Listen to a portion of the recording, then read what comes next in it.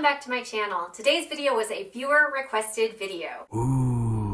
So if you have any comments about what you would like to see next, be sure to leave those suggestions down below this video. Okay, let's dig into the ways that I stay motivated to practice. The first of these is that I schedule the time. By scheduling the time, I make sure that my own practice and my own personal artistic development is a non-negotiable. By doing this, I also am able to self-validate myself. That time for me, that artistic growth, that is important to me. And by doing that, it brings a different energy to the practice session. The way I like to do this is to look at my calendar for the week ahead. I usually do this on a Sunday. And when I look at the week ahead, I am able to break my practice into either larger practice times for days when I'm less busy and days where I'm super busy. I'm able to break it into smaller 15 to 30 minute segments. By scheduling the time, I can also make sure that I can have total concentration. I like to schedule the time when I'm not overly fatigued and I'm not hungry.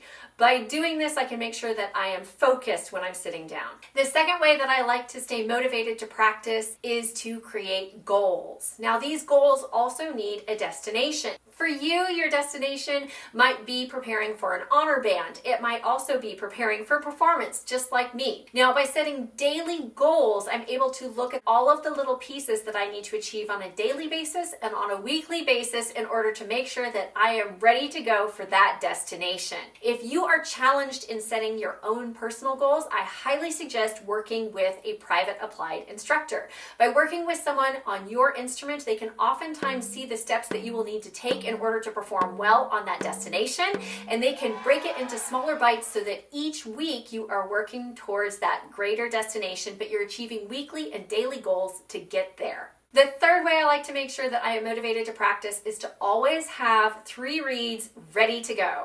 I have found that the joy that I have in practicing is directly linked to how good the reads are. And so if I can be sure that I have 3 reads that are always ready to go, I find that I can perform better in the daily practices. And I can also make sure that I am singing through that musical line.